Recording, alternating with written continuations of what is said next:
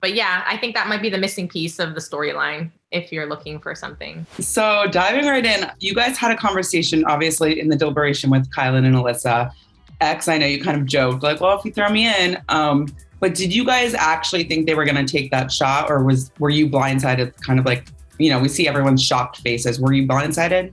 I'd say it was mostly a blindside, but David did tip me off like a little bit before the elimination, basically saying like, hey, I just want you to know, and he wanted to stay between us, like your name was getting brought up, which pretty much let me know, I'm like, okay, if my name's getting brought up, it's because Kyland and Alyssa are saying my name, because no one else everyone on the compound knew Alyssa and I were like thick as thieves. Like they knew that was the homie. So for any of them to go up to Alyssa and be like, hey, Xavier and Shan, that would just be stupid. Like they wouldn't do that. So like my name's being brought up, I know who's saying my name. So it was like, it was still predominantly a blindside, but I had gotten tipped off prior that we were an option, which Kyland being in power, it didn't really shock me, but for it to happen under Alyssa, while Alyssa's in power, I was kind of like, okay, got it.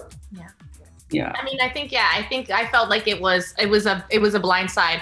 I had heard rumblings, but I didn't believe it because it just didn't make sense numerically. It just wasn't good strategy. Not vote out for. I mean, not nomination for. Like if you want revenge, then yeah, there's a time for that. And it could have been, I think, a little bit more well staged.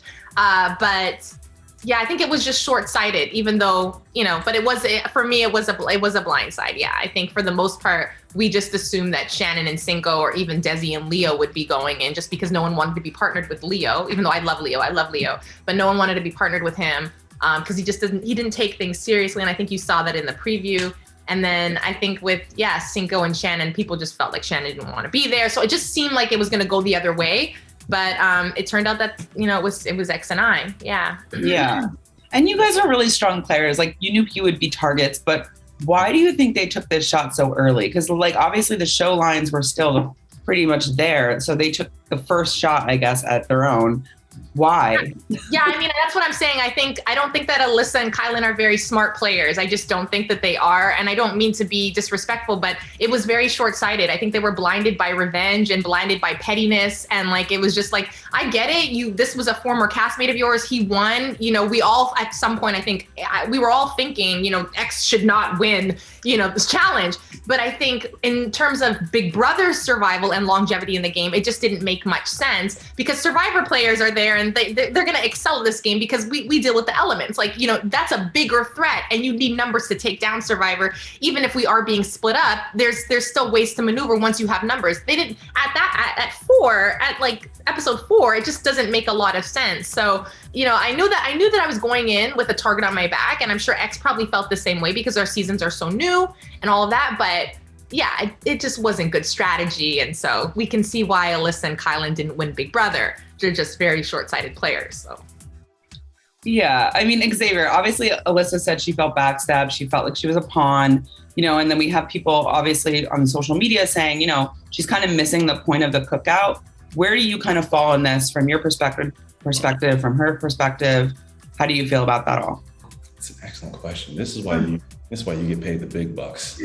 So I think when it comes to that perspective, I know myself and I would say most of the members of the cookout, maybe the exception of like one, feel similarly about kind of some of the things we've been seeing as the challenge has kind of unfolded. The revenge language, we excited to, backstab our people we're closest to, our besties, that like all that language is just kind of, it feels like they said they understood, but they didn't really understand, which it's hard. It's going to be hard for anyone who's not a Black person to understand the plight of Black people. You know what I'm saying? So it's not, we understand that they felt slighted or betrayed or backstabbed. And we expected that as members of the cookout. Like we expected the only people we talked to after the show to just be cookout members because we felt everyone else was just going to feel wrong. And they weren't necessarily going to be wrong in feeling like they had been betrayed because they had, but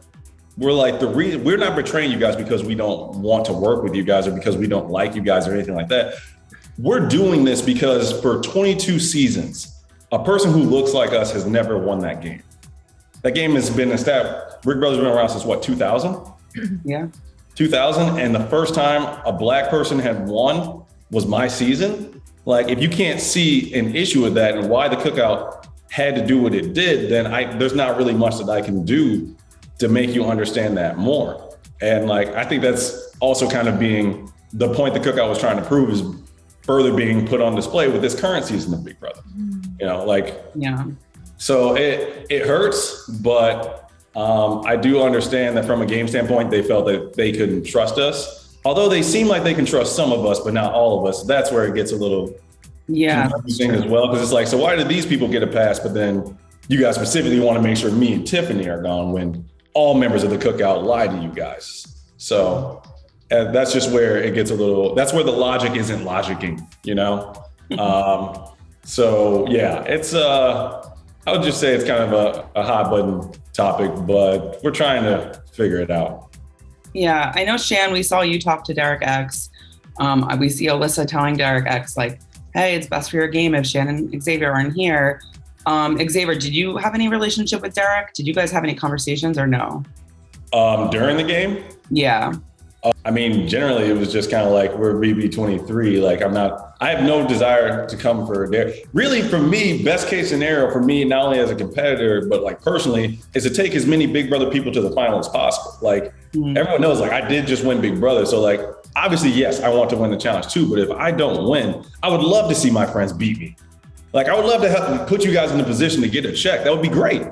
Like, that's exactly what I want. And I did not consider Derick a friend.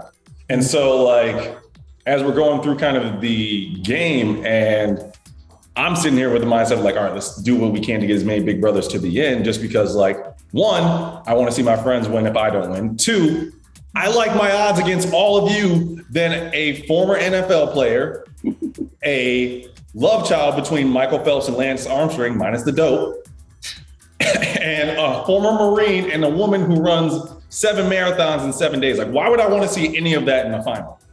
You know what I'm saying? Like, that just, I would rather take my chances against you guys than take my chances against them if you're playing to win.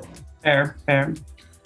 Shan, you know, we saw Alyssa mention something about people being concerned about you. I feel like we're missing pieces here. I know you guys have gone back and forth a little bit on Twitter, but like, are there things that we didn't see? Like, why were people so concerned about you? I don't know. I think that I mean, like, I feel like I definitely walked into the challenge probably with a target on my back because season Survivor 41 just ended. You know, I don't, to be honest with you, I had only heard about the trust issues really from Alyssa and Derick, right? They had mentioned that they had bumped into Ricard and that Ricard had shared, and I checked with Ricard, and Alyssa's story just didn't check out because it's Alyssa. But I will say that I think that I came to play just like any other competitors. All I can tell you is I didn't really like Alyssa in the house, to be honest with you. She was always in everyone's conversation. She was like a little weasel, just really hard to get away from, and just always looking in people's mouths to see what they were talking about. Like, and she wasn't subtle, you know, just wasn't subtle at all. So it just, that part was really, I didn't really have the best relationship with her, and I didn't believe her as a person. Just as she presented, I just didn't believe her. So I didn't really give her a lot of time. But I think there is a missing piece in that, you know, she had a conversation with Ricard, I think at a watch party, and she told Derick, and then Derick tried to pass off the story, even though I knew already that it had come from Alyssa. Derick tried to pass off the story like he had heard from Ricard and got a text message from Ricard, and basically that I shouldn't be trusted. And so, yeah, I think that's the missing piece.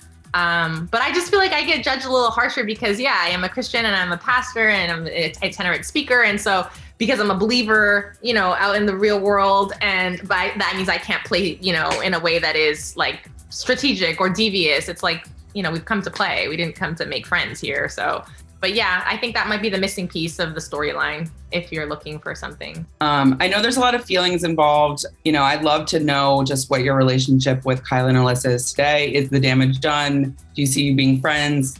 Or is it just for both of you, I guess? Shan, you can start. I mean, I did not like Kyland on Big Brother. I didn't like the conversation that he had with X as he left. I think he's a user. I think he's a manipulator. I think that I think, I just don't really enjoy him as a person. And I've been honest with him, about that I don't want to be your friend. And Alyssa, I don't believe her as a person. I think she's always playing Big Brother. I think she's got a lot of issues she's got to work through, like in her life, that she just hasn't taken the time to do. And the short time that I've gotten to know her, I just didn't enjoy her as a person. So there's no friendship for me for those two moving forward. But X, I hope the best for you and Alyssa going forward, because I know you guys were really close. I would say for me moving forward, I would try to take a page out of Dr. Will's book, which is where he viewed people that he went on these shows with more as coworkers and friends. And I think that's probably an approach I'm going to try to take similarly moving forward. By all means, I don't find them either to be bad people, and I'm not going to address anything that they're dealing with personally, because I think everyone has their own battles that they're fighting, and I'm not going to undermine anything that they could be going through. But I would say my relationships with them moving forward, I would just approach it more like a coworker type of relationship, which, I'm not out here praying for your downfall. I'm not out here hating on you or anything. It's just like we come in, we go to work, we do what we do, you go home, I go home. Do you guys regret that penalty or no? Real quick. Honestly, I think a lot of people think that was a major hindrance. For me, I think obviously it didn't help, but I don't think it hindered us as much as people think. Like, we were on them on that. We were right there. Yeah. I think people really thought that, like, oh, they were like making all this progress and here we have 1 or 2 pieces. Like, no, in 10 seconds, we had as much done as they did. We just got stuck on a piece and we couldn't figure that piece out. And I think also it was a much longer penalty than they showed. Like, we actually had about 50 seconds. I think so. I think they showed that it was 50 seconds. Oh, okay. I thought it started at 30 for some weird reason. No, because I think we got out first, but no, it was a full 50-second penalty, which we had done like a calculation prior, trying to figure out how long the penalty was. And I think we thought it would only be 30. So when we found out it was 50, that was like, okay, that's another 20 seconds that we didn't like. But like literally once we got started, like we were moving. I thought you guys were right behind them, to be honest. No, we were moving. It wasn't we were right behind. No. Yeah. It was really close. We literally just had one piece that we couldn't figure out. Yeah, it's one of those, if you start to get it, it clicks immediately. Yes. So we got it immediately, and then we just couldn't get past that part. It sucked. So in a way, we do regret the time thing, because it's like we could have, but I'm another way. I'm glad that I didn't go back in there, because that would have been, I want to go back in there, but I'm also like, I don't know if it would have been good, because we would have been so hot, Xavier. We would have been so hot. Oh no, the compound would have been burnt. I would have literally jumped right on Survivor. I'd be like, y'all just signed a new free agent. We would have won an ally. It would have been Survivor and X. Let's get everybody.